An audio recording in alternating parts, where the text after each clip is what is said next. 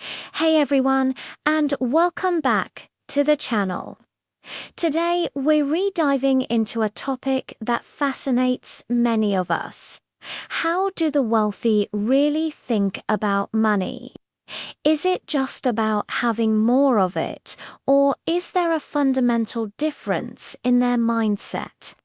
Stick around, because by the end of this video, you might start looking at your own finances in a completely new light. So, what's the secret sauce? Let's start with the first big idea. The wealthy see money not as something to be spent, but as a tool to be put to work. For most people, a paycheck comes in, and the first thought is, what can I buy with this? Bills, groceries, maybe a new gadget or a dinner out. The money is gone, exchanged for goods or experiences. For the wealthy, a significant portion of that income is immediately seen as an employee. They ask, how can I make this dollar work for me so it brings back more dollars? This is the core difference between consumption and investment. It's not about being cheap, it's about being strategic. They understand that every dollar they invest today could be worth $2, $5, or even $10 in the future. That's the power of compounding, and they are obsessed with it. This leads us to the second key mindset shift, their relationship with assets and liabilities. Many of us were taught that the path to wealth is a good job, a nice house, and a fancy car. But let's break that down from a wealthy person's perspective. They live by a simple rule, popularized by Robert Kiyosaki. Assets put money in your pocket, and liabilities take money out. A high-paying job is great, but it's still trading your time for money. If you stop working, the income stops. That's active income. The wealthy focus relentlessly on building passive income streams from assets.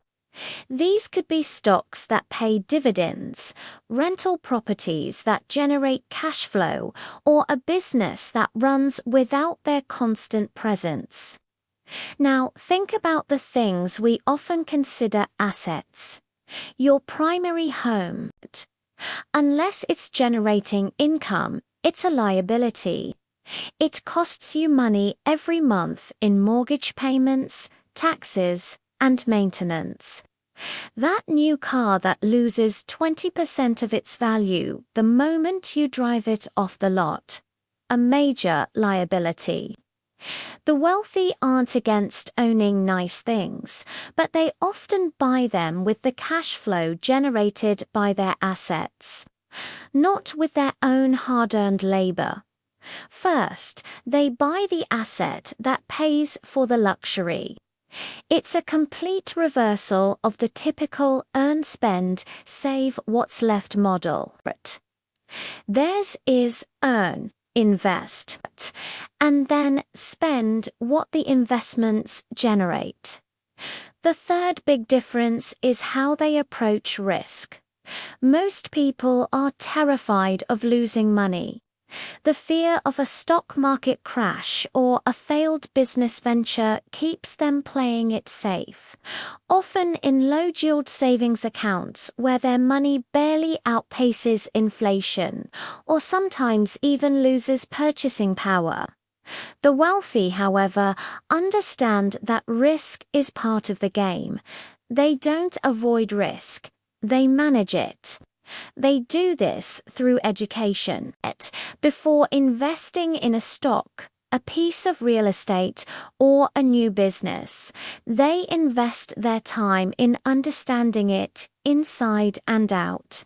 They learn about the market, the industry, and the potential pitfalls. Their risk is calculated. What looks like a massive gamble to an outsider is often a well-researched strategic move.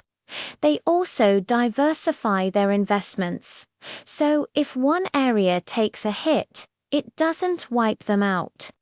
They know that the biggest risk of all is not taking any risk and letting inflation silently eat away at your savings. They'd rather risk a temporary loss for the chance of a significant long-term gain. This brings us to the fourth point, their view on education. When we think of education, we often think of formal schooling degrees and diplomas to get a good job. The wealthy value that, but they place an even higher premium on continuous financial education. They are lifelong learners. They read books, attend seminars, and network with other successful people. They aren't just learning a trade, they are learning how money works. They study tax laws, investment strategies, and economic trends. Why? Because they know that their financial intelligence is their greatest asset. It's what allows them to spot opportunities others miss and navigate challenges that would sink the average person. While many people stop learning after they leave school, the wealthy see their education as just beginning. Their library isn't for show, it's an arsenal of knowledge. Let's talk about the fifth mindset, their concept of time. The average person trades their time directly for money. An hourly wage or a monthly salary is a direct payment for a block of your life. The wealthy understand that time is their most finite and valuable resource. You can always make more money, but you can never get back your time. This is why they focus so heavily on creating systems and leveraging other people's time and expertise. They build businesses with employees, hire experts like accountants and lawyers, and invest in technologies that automate processes. This isn't about being lazy, it's about efficiency and scale. They want to decouple their income from the hours they personally put in. This frees up their time to focus on high-level strategy, new opportunities, or simply enjoying their lives. They buy back their time, which is the ultimate luxury. The sixth difference is their attitude toward problems and failure. When faced with a financial problem, many people feel defeated or look for someone to blame. The wealthy see problems as opportunities in disguise. A market downturn, it's a clearance sale on great assets. A complaint from a customer, it's valuable feedback to improve their product. They view failure not as a final verdict, but as a learning experience, tuition fee for their financial education. Many of the world's most successful entrepreneurs have a history of failed businesses. The difference is they didn't quit. They analyzed what went wrong, learned from their mistakes, and applied those lessons to their next venture. This resilience and problem-solving orientation is a huge factor in their ability to build wealth over the long term. They embrace challenges because they know that's where the greatest growth happens. Finally, let's look at their social circle. There's a famous saying, "You are the average of the 5 people you spend the most time with."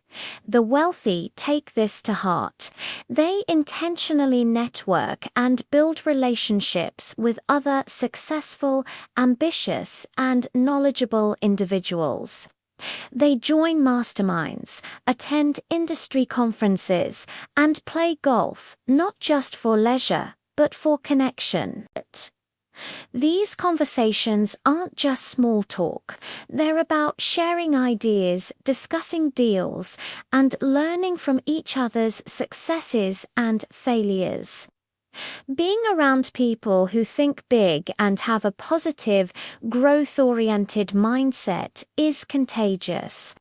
It normalizes ambition and makes large financial goals seem achievable. This environment of high expectations and shared knowledge creates a powerful upward spiral. So, to recap, the wealthy see money as a tool for investment, not just consumption. They focus on acquiring assets, not liabilities. They manage risk through education, not avoidance. They are committed to lifelong financial learning. They leverage systems to buy back their time.